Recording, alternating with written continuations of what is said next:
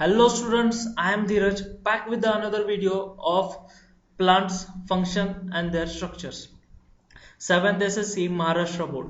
तर आपण हा लेसन जो आहे तो आता पार्ट 2 मध्ये आलेलो आहे. तर पार्ट 2 मध्ये आपण ह्याला पुढे जाऊया. In different plants arrangement of leaves of the stem is different. म्हणजे स्टेम वरती जे लीफची जी अरेंजमेंट असती म्हणजे लीफ कसे प्लेस आहेत ती काय असती वेगळी असती. It may be alternate, opposite, rolled, spiral, etc. According to shape, leaves are rounded, palmate, lanceolate, linear. म्हणजे यांना काय सांगायचं आहे की त्यांचे जे शेप असतात ते पण काय असू शकतात, वेगळे असू शकतात. तर सगळ्यात पहिला त्यांनी काय दिलं, अल्टरनेट दिलेलं आहे. अल्टरनेट म्हणजे कसं की एक हा लीफ आहे तो या साईडला आहे, दुसरा लीफ कसा आहे लगेच त्याच्या वरती आहे, म्हणजे की इक्वली त्याच्या शेजारून नाही आलेला आहे, त्याच्या वरच्या साईडने आलेला आहे. अल्टरनेट आहे, इकडे एक मग दुसरा इकडं मग तिसरा इकडं मग चौथा इकडं, असा अल्टरनेट आहे, एकानंतर एक आहे. त्यानंतर दुसरा काय आहे, पालमेट आहे. पालमेटचं तुम्हाला एक्झाम्पल दिलेलं नाहीये पण मी त्याचा फोटो टाकणार आहे. तर हा फोटो बघून तुम्हाला समजलं असणार आहे की पालमेट एक्झॅक्टली कसं आहे.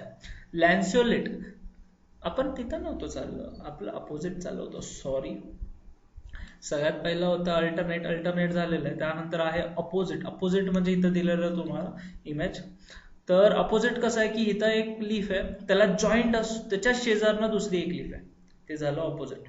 त्यानंतर दुसरं काय, रोल्ड म्हणजे काय, त्याचे ऍक्च्युअल असं पॅटर्न नाहीये, ते कसं आहे एकानंतर एक आहे, नाहीतर कसं पण असू शकते, त्याची प्रॉपर अरेंजमेंट नाहीये, ते झालं रोल्ड. स्पायरलचं त्यांनी इमेज नाही दिली पण मी तुम्हाला निराश नाही करणार आहे, आपण त्याचा इमेज दिलेला आहे तुमच्या समोर. आता हे इमेज पाहिल्यानंतर तुम्हाला कसं दिसतं, जे लीव्स आहेत ते कशा आहेत, गोल गोल आहेत, म्हणून त्यांना काय नाव दिलेलं आहे, spiral leaves. According to shape त्यांचे जे लीव्स आहेत त्यांचा शेप पण कसा आहे, वेगळा आहे. थोड्याफारांचा कसा आहे, पालमेट आहे, लॅन्सिओलेट आहे, लिनियर आहे. या सगळ्यांची इमेज तुम्हाला 1 by 1 दिसणारे, आता पाल्मेनेटचे दिसणारे, लॅन्सिओलेटचे दिसणारे, लिनियरचे दिसणारे. ह्यांच्यावरनं तुम्हाला कळलं की ते कशा टाईपचे लीव्स तुम्हाला त्यांना सांगायचं. पण पुढे जाऊया. Take a peepal leaf and a maize leaf and observe them carefully. पिंपळाच्या झाडाचं तुम्हाला एक लीफ घ्यायचं आहे आणि तुम्हाला एक मक्याच्या झाडाचं काय घ्यायचं आहे, एक लीफ घ्यायचं आहे. त्यांना क्लोजली ऑब्झर्व करायचं आहे, ऑब्झर्व करायचं. The people leaf is divided into two equal parts by single midvein which lies along the midline of the leaf blade. म्हणजे यांना काय सांगायचं आहे, हा जो पर्टिक्युलर जो लीफ दिसतोय तुम्हाला तो काय आहे, मधनं डिवाइड आहे इक्वली, म्हणजे ह्या साईडला पण इक्वल पार्ट दिसतोय तुम्हाला, या साईडला पण इक्वल पार्ट दिसतोय, आणि ते कुठं मिडवेन पासून काय डिवायडेड आहे. Secondary veins arise from the midvein, म्हणजे हे मिडवेन पासून काय होतं, दुसरे अजून छोटे सेकंडरी म्हणजे छोटे अजून काय दिसतंय तुम्हाला, वेन्स बाहेर येताना दिसतात.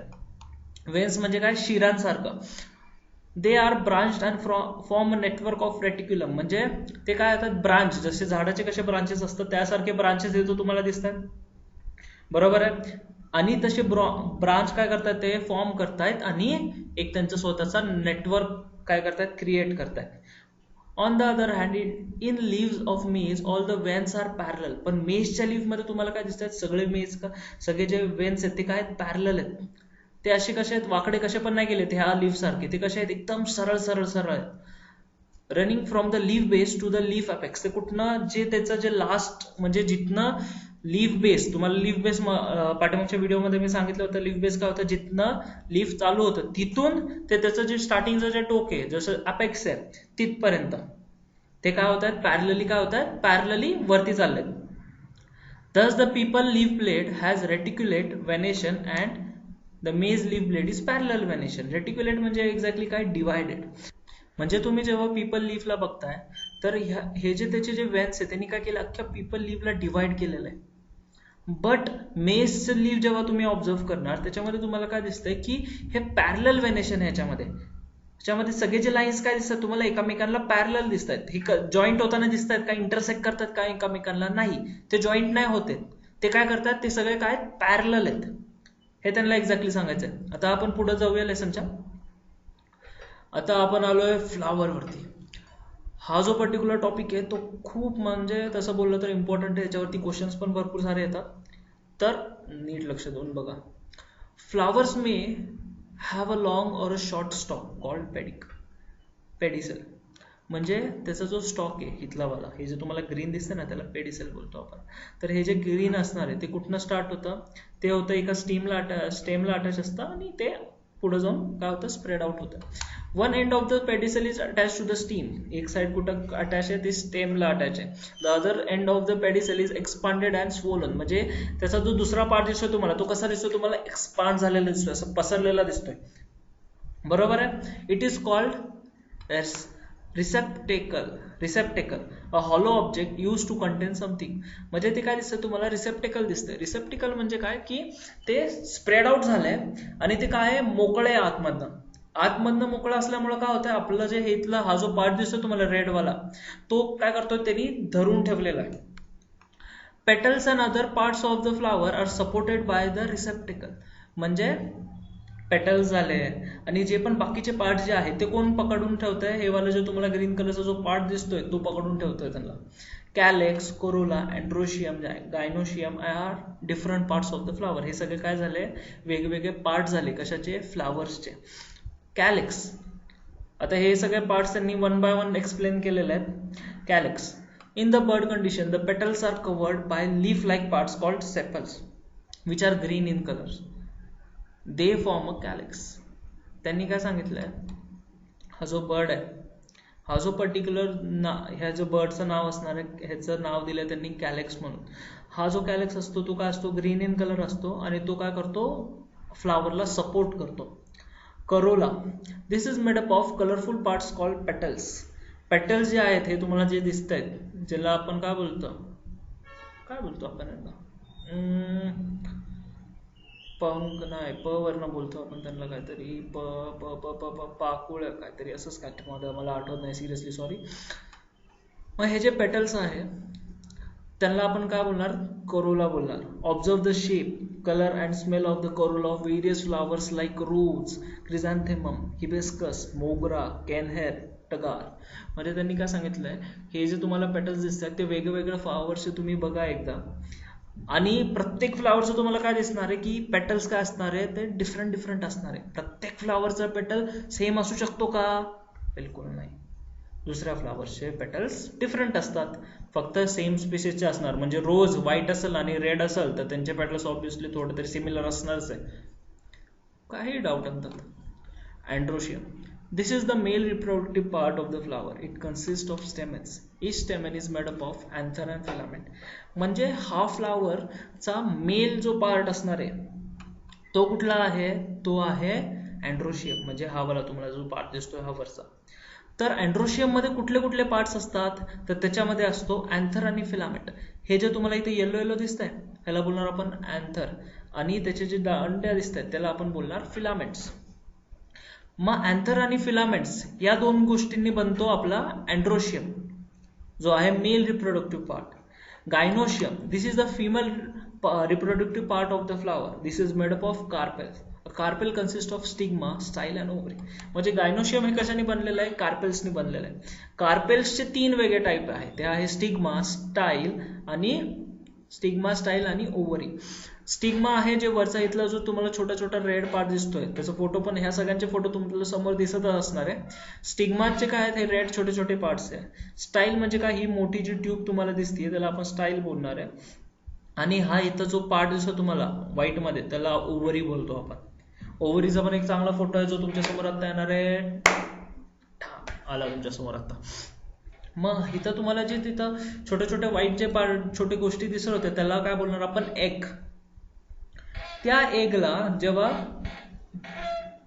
अँड्रोशियमचा जो अँथर आहे ते पुढे आहे, तुम्हाला सगळं ते रीड करणार आहे आपण, पण आता मला मूड आलाय थोडं सांगायचा. तर तो जो व्हाईट पार्ट जो आहे त्याला काय करतो, अँथर जे आहे ते जाऊन फर्टिलाइज करतं, आणि फर्टिलाइज झाल्यानंतर काय होणार आहे ते आपण वाचूया आधी.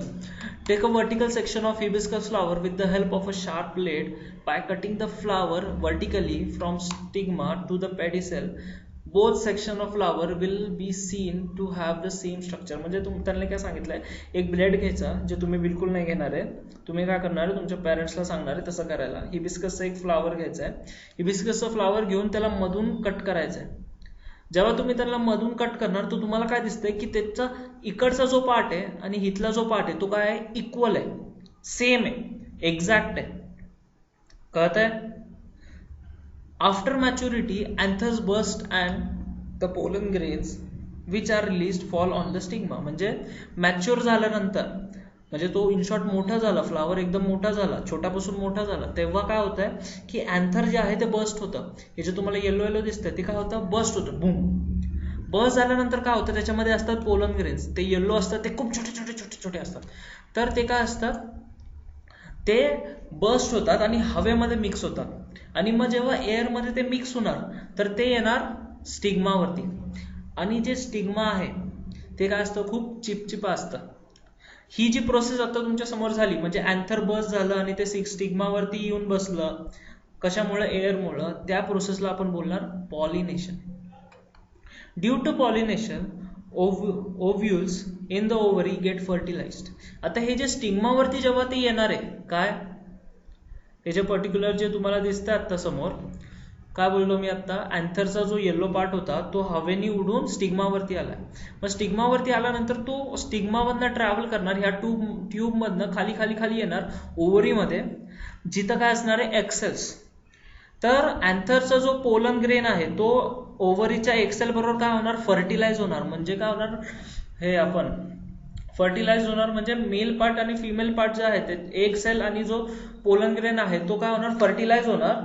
आणि त्यांनी जो फर्टिलाइज्ड ओव्ह्यूल आहे, म्हणजे आतमधला जो पार्ट आहे तो कशामध्ये कन्वर्ट होणार, सीडमध्ये. आणि जो बाहेरचा जो ओव्हरीचा मोठा पार्ट आहे तो कन्वर्ट होणार कशामध्ये, फ्रूटमध्ये. म्हणजे जे पण ऑलमोस्ट तुम्हाला जे फ्रूट्स दिसतात ते कशाने बनलेले असतात, ते फ्लावर्सने बनलेले असतात. खूप छान आहे ना. तर फर्टिलायझेशन आणि पॉलिनेशनच्या रिलेटेड मला व्हिडिओ भेटला आहे. तर मोस्टली तो व्हिडिओ जो आहे त्याची जी लिंक आहे ती मी डिस्क्रिप्शनमध्ये देणार आहे तुम्हाला. ते एकदा जावा आणि एकदा बघा, म्हणजे तुम्हाला ही जी पर्टिक्युलर जी कन्सेप्ट मी सांगितली ती अजून क्लिअर होऊन जाईल. तो एक ॲनिमेटेड व्हिडिओ आहे, तर तुम्हाला 2 मिनिटाचा का त्यापेक्षा 3 मिनिटाचा असा कुठला तरी व्हिडिओ येतो, तर तो छोटाच आहे, एकदा जाऊन तो बघा. आता आपण आलो आहे फ्रुट्सवरती. We eat many different types of fruits. Each type of fruit has its own characteristics. म्हणजे आपण काय करतो, वेगवेगळे खूप सारे फ्रुट्स काय करतो, खातो. प्रत्येक टाईपचा जो फ्रूट असतो त्याचे वेगवेगळे काय असतात, कॅरेक्टरिस्टिक्स असतात. म्हणजे कुणामध्ये कुठली तरी गोष्ट चांगली असते, कुणामध्ये कुठली तरी वेगळी गोष्ट चांगली असते, कुणामध्ये हे विटॅमिन असणार, कुणामध्ये ते विटॅमिन असणार. असे काय असतात, त्यांचे जे कॅरेक्टरिस्टिक आहे ते डिफरंट डिफरंट आहे. There are variation in their shape. त्यांचे जे शेप्स असतात ते पण काय आहेत, वेगवेगळे येतात. तुम्हाला इथं हे फोटोज दिसत आहेत, ह्याच्यामध्ये पण तुम्हाला फ्रुट्स दिसत आहेत, हे वाले 3 हे फ्रुट्स आहेत, बरोबर. हे जे फ्रुट्स आहेत त्यांचे जे शेप्स आहेत ते पण काय आहेत, वेगवेगळे आहेत. त्यांचा जो कलर आहे तो पण काय वेगळा आहे. टेस्ट आहे ती पण काय वेगळी आहे. Mango contains only 1 seed where a jackfruit consist of many small fruitlets each with its own seed.